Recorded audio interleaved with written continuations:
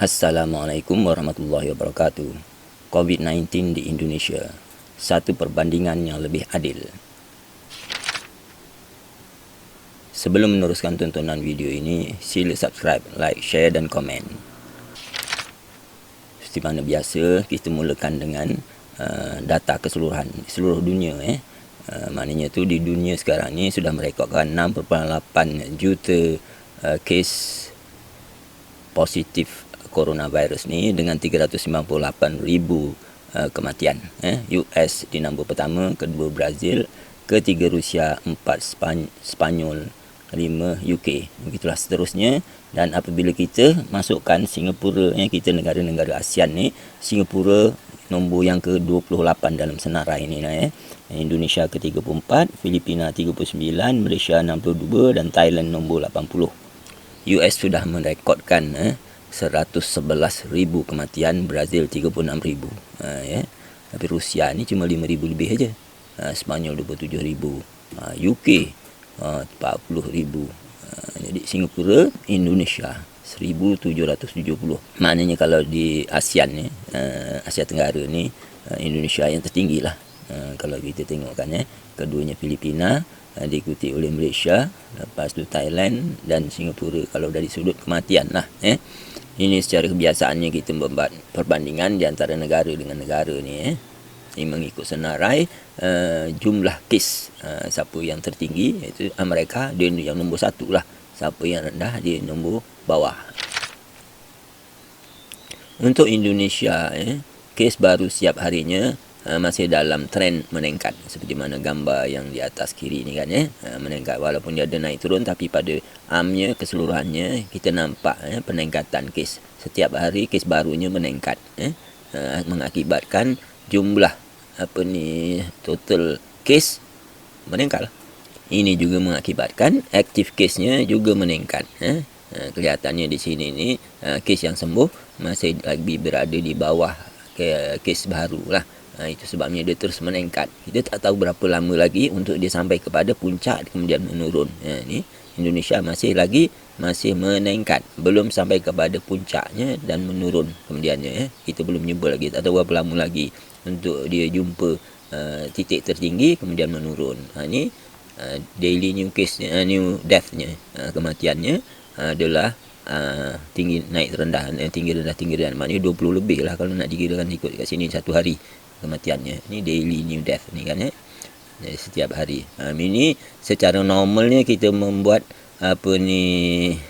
penilaian kepada sesuatu negara tu, kita nilai peningkatannya, jumlah kes, lepas tu kes aktif dan juga kematian. Ini kebiasaan kita membuat bandingan bagi setiap negara.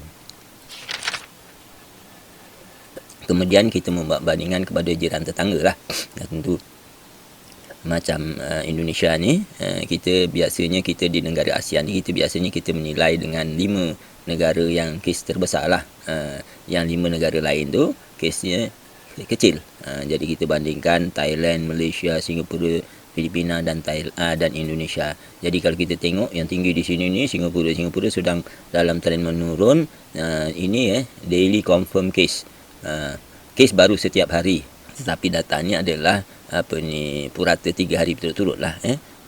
Jadi bila kita tengok kes baru setiap hari ni, Indonesia macam tadilah kita nampak dia meningkat terus. Filipina ni dia agak mendata di sini, tapi kelihatannya di ujung-ujung ni dia mula menaik semula. Malaysia dah dalam keadaan mendata sini ni. Thailand dah tentulah dia dah flat lah sininya ni kan. Ini kita bandingkan kita dengan negara jiran. Indonesia serta dengan negara-negara jiran dia di Asia Tenggara lah. Ini pula adalah total confirm kematian. Kematian setakat ni Indonesia yang tertinggi lah, 1721.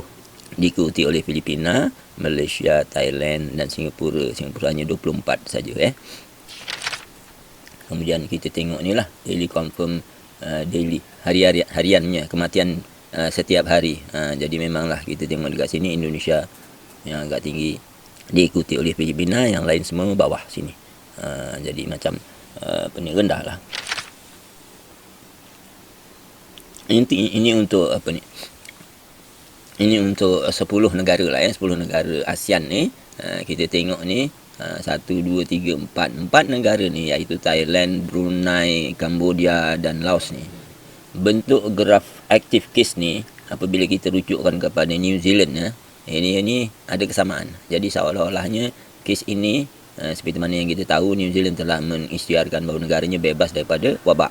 Jadi 4 negara ni bentuk kes aktifnya sudah menyamai dengan bentuk di New Zealand, di mana peak dia kes sekarang ni sudah berada di bawah 10% daripada peak. Ini kes tertinggi lah. Jadi bila keadaan macam itu, keadaan sudah selamat lah. Bila kes peak bagi kes aktif ni sekian katakan 10% nya di mana? Sekarang sudah berada di bawah. Kalau kita sudah berada di bawah daripada 10% tu, kita dah dalam keadaan selamat. Kalau macam New Zealand sudah mengisytiharkan negaranya bebas daripada wabak coronavirus ni.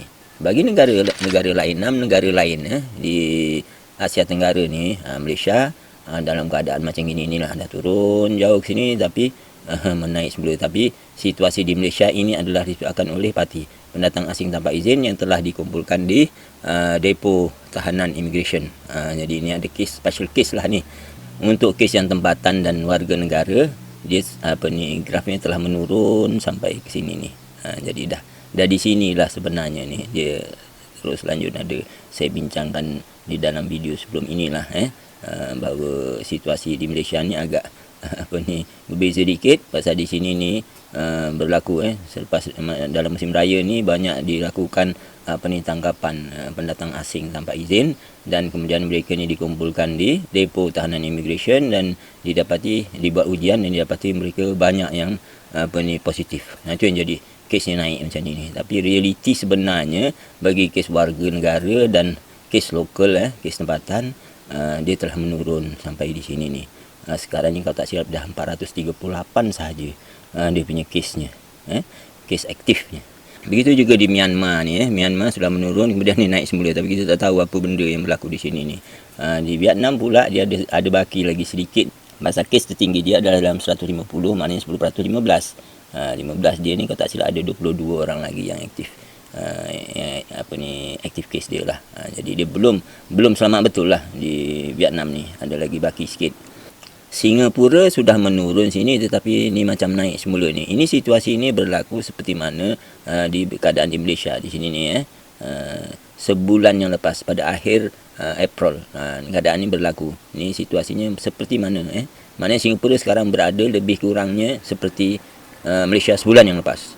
Maknanya situasi sekarang ni di Singapura adalah sama dengan keadaan Malaysia sebulan yang lepas. Macam itulah. Jadi ini situasi di 4 negara yang ini. Dalam kes di Filipina ni, dia masih lagi menaik. Dan ini menaiknya tu mencanaknya tinggi sekali ni kan di bahagian akhir sini ni. Memang tadi kalau kita tengok pada kes baru tu memang dia agak menaik tinggi. Jadinya ni masih dalam keadaan bahaya. Begitu juga di Indonesia. Dalam kes aktifnya masih menaik semulanya. Belum, ini 2 negara ni kita belum tahu dia punya peaknya kat mana. Sampai mana dia nak naik ni kita tak tahu lagi. Yang ini kita kena tunggulah. Maknanya kes di Indonesia dan Filipina ni kita kena tunggu sampai mana dia naiknya. Kemudian dia turun. Yang ini yang suspend lah bila agaknya nak sampai puncak ni tu kan. Macam negara-negara lain semua dia dah tahu puncaknya. Jadi negara ASEAN ni Asia Tenggara ni tinggal 2 negara yang belum tahu puncaknya, Indonesia dengan Filipina. Yang itulah situasi yang berlaku sekarang ni. Okey, bila kita buat bandingan dari segi susunan kita susun negara di Asia Tenggara ni 5 negara yang kesnya agak tinggi mengikut susunan yang tinggi di atas Singapura, Indonesia, Filipina, Malaysia dan Thailand Jadi Singapura 37,000, Thailand 3,000 saja. Jadi bila keadaan macam begini kita selalunya kita buat bandingan begini. Sedangkan negara-negara ni semua rakyatnya berbeza. Kalau Singapura tu cuma 5.6 juta saja. Sedangkan Indonesia 267 juta. Sedangkan kita membuat bandingan nombor terus saja macam gini. 37,000, 29,000. Kita buat bandingan macam itu je kan. Kita tidak membandingkan dengan populasi dia. Jumlah penduduk dia. Jadi di sini ni adalah senarai jumlah penduduk 5.6, 267 juta, Filipina 106 juta, Malaysia 32 juta, Thailand 69 juta. Bila keadaan macam gini ni, bila kita ambil kira populasi ni, dan kalau di dalam perkiraan dalam perenggan antarabangsa pun satu analisanya dibuat ni, kata total case per million. Per million population lah. Jadi bila kita buat macam gitu, Singapura ni kes ni 37,180 dengan populasinya 5.6 juta. Kalau kita ambil yang ini ni, total case bagi dengan populasi dia, kita dapat 6,639. Makna total case per million, maknanya 6,639 case bagi setiap juta penduduk. Kali dengan 5.6 dapatlah 37. Begitu juga kalau kita ambil Indonesia ni 29,521, kita bagi dengan 267.7 juta penduduk dia, maka kita akan dapat 110. Maknanya tu 110 kes bagi setiap juta penduduk. Begitu juga Filipina 20,626 bagi dengan 106, jawabnya 193 kes per juta penduduk. Malaysia pula 8,266 bagi 31.5, menjadilah dia 262 kes bagi setiap juta penduduk. Thailand pula 3,102 bagi dengan 69 juta, dapatlah 44 kes per juta penduduk. Bila demikian kita susun semula lah ya, total kes per million ni, maka Singapura 6,000 lebih, diikuti oleh Malaysia 262, kemudian Filipina 193, Indonesia 110 dan Thailand 44.7 kes per juta. Jadi bila kita tengok macam tu, Indonesia taklah seteruk mana kalau nak dikirakan. Tengok ni, Singapura 6,000 lebih. 6,000, nanti kita buat bandingkan dengan negara-negara besar pula lain. Bila demikian kita susun balik ya, kita susun mengikut total case per million ni. Singapura 6,600, Malaysia 262, Filipina 190, Indonesia 110, Thailand 45. Macam inilah susunannya. Jadi Indonesia di bawah ni kalau nak dikirakan dari segi jumlah kes berbanding bagi setiap juta. Rendah lah tu kan. Jadi bila kita buat bandingan macam ini, kita lebih adil lah. Pasal Indonesia ni penduduk dia tinggi, 260 lebih. Banding dengan negara lain, Singapura 5.6 je, Malaysia 31 juta. Macam mana kita nak boleh terus banding secara mudah dengan nombor? Ya, bandingan yang biasa kita buat macam tu. Tetapi kita harus membuat juga bandingan per million penduduk, supaya kita lebih adil jadinya kan. Nah, kita lihat satu lagi tingkat total death-nya pula. Singapura kematiannya 24, sedangkan populasi dia 5.6 juta. Jadi maknanya tu 4.3 kematian bagi setiap juta penduduk. 4 kali 5 20, hanya 24 lah gitu kan. Jadi Malaysia 3.7, Filipina 9.3, Indonesia 6.6, Thailand 0.8. Jadi maknanya kalau di Asia Tenggara ni, Filipina yang tertinggi lah, 9.3 kematian bagi setiap juta penduduk. Selain daripada itu, kita juga harus melihat dari sudut keluasan. Macam katakanlah, ini Indonesia, ni skalenya sama. Indonesia segini keluasannya daripada Sumatera sehingga ke Irian Jaya sini ni.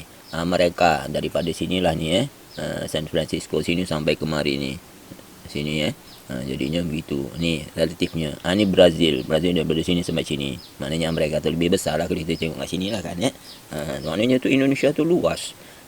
Jadi macam mana nak banding dengan satu Malaysia ni, alamak seconit macam gini ni aja kan, contoh lah itu dari segi keluasan. Jadi kita harus adil dalam membuat perbandingan. Cuma dalam keluasan ni kita tak boleh nak ambil kira lah. Itu tadi kita representasikan dengan populasi, maknanya jumlah penduduk tadi. Cuba kita buat bandingan membuat perbandingan, kita asaskan kepada jumlah penduduk dengan negara-negara besar seperti US dan juga Brazilnya, Indonesia, US, Brazilnya, kita cuba bandingannya. Nah ni, kalau kita tengok susunan dari segi ni kes tertinggi di dalam dunia ni dari segi positif COVID-19 ya kan, ikut susunannya US, Brazil, Rusia. Ini jumlah dia punya penduduk bagi setiap negara ni. Kemudian kita ambil lagi yang sekira-kira hampir dengan penduduk di Indonesia, Pakistan, Bangladesh, Japan. Jadi ni kita cuba buat bandingan. Yang Indonesia kita banding dengan US, Brazil, Rusia, Pakistan, Bangladesh, Japan. Yang mana maknanya tu jumlah penduduknya 100 juta lebih lah. Bila demikian, kita kira pula total case per million je. US, bila kita bagikan 1.9 juta bagi dengan 327 juta penduduk, kita dapat 6,008, 6,008. Maknanya kes per juta penduduk. Brazil pula 646,000 banding dengan 209 juta penduduk, jadi 3,084 kes per juta penduduk. Kemudian Rusia 449,000 bagi dengan 144 juta penduduk, 3,113. Kemudian Pakistan 93,000 bagi dengan 212 juta penduduk, dapat 443. Tengok ni, jauh beza kan Lepas tu Bangladesh 60,000 bagi 161 juta penduduk, dapat 374. Indonesia dapat 110 dan Japan dapat 135. Jadi bila kita tengok macam itu, kita buat bandingan. Indonesia 110 kes bagi setiap juta. Mereka 6,000. Brazil 3,000. Rusia 3,000. Pakistan 400 lebih. Bangladesh 300 lebih. Japan 135. Jadi nak dikirakan di sini ni, kalau banding dengan negara yang inilah Indonesia paling rendah lah. Nampak? Jadi tidaklah seteruk mana Indonesia ni. Kalau kita buat penilaian yang jujur lah jadinya. Kemudian kita tengok pula bandingan negara yang masih sama lagi. Sekarang total death per million, maknanya kematian bagi setiap juta penduduk. Bila kita kira ni kematian ni, mana total death ni 111 bagi dengan 327 dapat 340. Cuba banding, Indonesia cuma 6.6 kematian bagi setiap juta. Mereka 340 juta, 340 kematian bagi setiap juta. Brazil 167 kematian bagi setiap juta penduduk. Rusia 38 kematian bagi setiap juta penduduk. Pakistan 9 kematian bagi setiap juta penduduk. Bangladesh 5 kematian bagi setiap juta penduduk. Jepun 7 kematian bagi setiap juta penduduk. Jadi maknanya di sini ni Indonesia, yang bawahnya sikit ni Bangladesh. Jadi 6. Jauh tak kalau kita ambil bandingan? Kalau dari sudut kematian ni kita ambil US 340 kematian bagi setiap juta penduduk, banding dengan Indonesia yang cuma 6.6 kematian bagi setiap juta penduduk. Ni negara yang terlalu maju ni, US ni, banding dengan Indonesia. Apa boleh kita bandingkan dari segi kemajuan Indonesia dengan Amerika? Kan jauh bendanya tu kan. Jadi macam mana?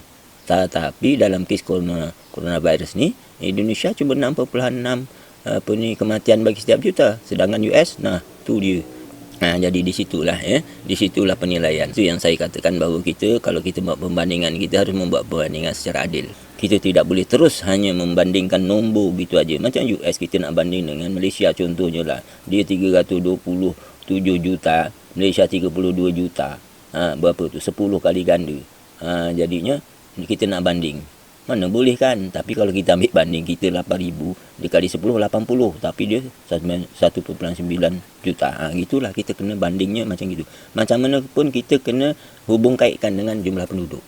Pasal ni berkaitan dengan orang. Kes sakit, kes kematian ni kan berkait dengan orang. Jadi kita kena banding dengan jumlah orang yang ada di dalam negara tu lah. Jadi macam itu barulah kita lebih adil. Macam tu. Itu yang saya masukkan bahawa perbandingan itu harus secara adil. Kita tak boleh katakan Indonesia nilainya tu dibanding terus dengan Singapura yang cuma 5 juta penduduk. Tak boleh. Tapi peringkat mudahnya tu kita nak banding negara-negara ASEAN ni, kita buatlah dulu macam tu kan. Tetapi kita harus lanjutkan. Jadi perbandingan tu lebih adil. Ni pula kita banding. Ni tadi kita katakan bahawa dari segi kematian Indonesia 6.6 kematian bagi setiap juta penduduk. Cuba kita banding dengan Spain, UK, Itali, Jerman, France. Ni negara Eropah yang kononnya maju sangatlah. Tengok tu. 6.6 banding dengan ratus ni. UK 600,000. 600 kematian bagi setiap juta penduduk. Mana ni? Itali, Spain 500 lebih. Jerman 105 kematian bagi setiap juta penduduk. France 400 lebih. Bayangkan tu. Indonesia cuma 6.6. Aduh mak, jauhnya berapa kali ganda lah ni. Tu dia. Jadi kalau kita gini ni, kita senyum jadinya.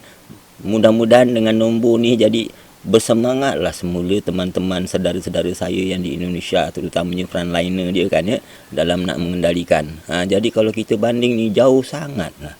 Jauh sangat kes di Indonesia ni berbanding dengan di Eropah. Jadi kita jangan apa ni lah. Jangan hilang semangat. Jadi mudah-mudahan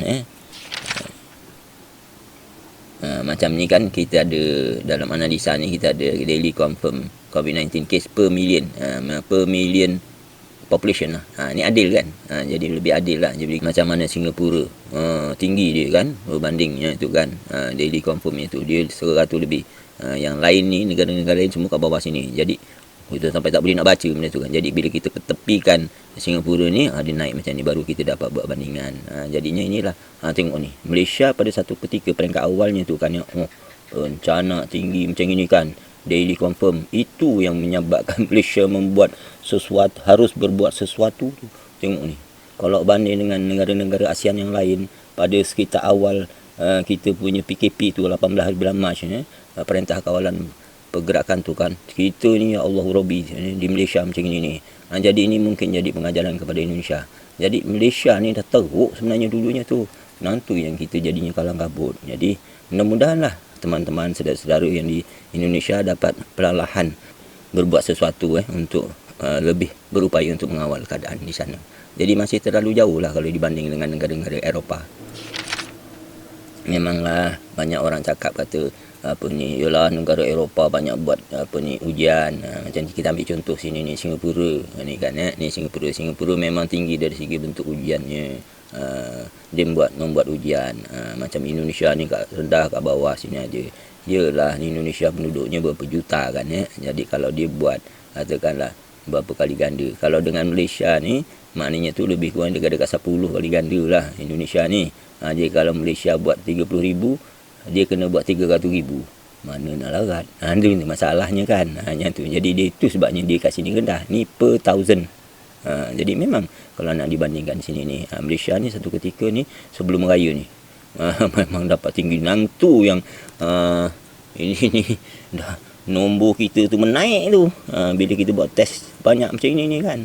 Singapura, tengok tu dia punya ujiannya. Macam itulah. Memang ada nombor-nombor tu semua ada kaitan dengan jumlah ujian yang dilakukan di dalam setiap negara. Jadi bila kita tepikan yang Singapura tadi tu, ni Malaysia macam ni, negara-negara lain macam ni. Di mana kan Indonesia dekat sini, Thailand dengan Filipina ni di sini. Jadi maknanya begitulah jumlah ujian yang dilakukan ni per 1000 bagi setiap 1000 penduduk lah. Maknanya tu kan. Mudah-mudahan dengan perbincangan ini dia dapat menaikkan semangat saudara-saudara saya yang di Indonesia untuk tabah menghadapi situasi yang ada di Indonesia. Maknanya bila dilihat dari sudut per millionnya atau per thousandnya tu kan ya, maknanya taklah seteruk mana situasi yang berlaku di Indonesia tadi kan. Kalau kita banding dengan yang di Eropah tadi tu, dengan Amerika semua tu kan, macam mana dari sudut total case bagi setiap juta dan juga total kematian bagi setiap juta. Kalau kita banding dengan US, Indonesia bandingkan dengan US, bandingkan dengan negara-negara Eropah tu kan jauh bezanya kan. Kalau yang di Eropah tu boleh dapat macam Jerman dapat menurunkannya, di Itali pun dapat mengendalikannya, maka tak mustahil Indonesia pun mampu untuk berbuat. Cuma kena bersabar sedikit lah. Cuma di Indonesia situasinya masih di peringkat awal. Yalah dia lewat sikit kan ya. Jadi maknanya tu kita belum jumpa lagi peak daripada active case-nya tu. Masih menaik lagi, sama seperti juga di Filipina. Nah itu yang kita kena tunggu, kita kena sabarlah untuk menanti sampai di mana kenaikan itu. Kemudiannya nanti apabila sudah sampai dia punya peak tu, menurunnya tu, bagaimana penurunan tu. Memang kerja ni kerja yang kena penuh dengan kesabaran. Jadi saya haraplah mudah-mudahan saudara-saudara saya yang berada di Indonesia dapat lebih bersabar untuk menghadapi situasi yang berlaku di sana. Jangan terus bandingkan dengan negara-negara lain cara terus gitu saja boleh menjadikan kita jadi lemah semangat. Malaysia sendiri pun kalau kita buat bandingan dengan New Zealand, kita pun akan rasa apa ni lah. Cuma kita bandingan itu kita untuk mempelajari bagaimana situasinya yang dinamakan ini sudah boleh disiarkan sebagai bebas dari wabak. Daripada situ kita ambil pengalaman daripada New Zealand tu. Jadi kita mengejar menuju ke arah yang New Zealand peroleh. Macam itulah. Jadi semangat lah. Jadi sebagai satu motivasi untuk kita mengejar ke arah seperti mana yang diperoleh oleh New Zealand. Itu saja. Jangan membuat perbandingan secara mudah. Takut nanti dia menjadikan kita hilang semangat. Itu yang kita tak mahu tu. Jadi seharusnya perbandingan itu harus menambahkan semangat, bukan menghilangkan semangat. Jadi kalau nak menghilangkan semangat tu, kita jangan buat bandingan lah kalau macam gitu. Jadi harap-harap kita sama-samalah, kita serumpun Indonesia Malaysia ni kan satu. Saya pun sebenarnya bapa saya, datuk saya pun daripada tanah Jawa. Jadi memang kita cuma mereka semua tu datang sebelum wujudnya Indonesia, sebelum wujudnya Malaysia. Jadinya waktu itu Kepulauan Melayu, yang mana di dalam Kepulauan Melayu tu banyak kesultanan Melayu. Jadi rakyat boleh bergerak di sana kemari, ke sana kemari bebas tanpa ada halangan seperti mana sekarang. Macam jugalah orang Melaka sekarang ni ataupun orang Pahang nak pindah ke Johor, kan tak ada halangan macam tu kan. Jadi macamlah nak daripada Sumatera nak pindah ke Tanah Melayu, tak ada hal, pasal dia masih di dalam rumpun Melayu. Cuma sekarang apabila telah wujud Indonesia Malaysia, maka adalah namanya pasport lah, segala macam lah peraturan. Jadi saya pun darah sana juga. Jadi macam mana pun sedikit sebanyak mestilah ada rasa kasih sesama saudara Melayu, rumpun Melayu sesama. Jadi mudah-mudahan perbincangan kita kali ini menjadikan ianya satu semangat, motivasi kepada saudara-saudara di Indonesia. Saya minta lah supaya kalau membuat perbandingan, jangan buat perbandingan terus gitu saja. Jadi perbandingan harus lebih adil dengan mengambil kira keluasan negara, dengan mengambil kira jumlah penduduk. Macam yang saya cubalah seberapa boleh saya terjemahkan tadi tu. Dan memang kalau dalam penganalisan macam Our World in Data ni pun, dalam penganalisannya tengok ni kan, per thousand, tadi per million, macam tu. Jadi adil sedikit lah.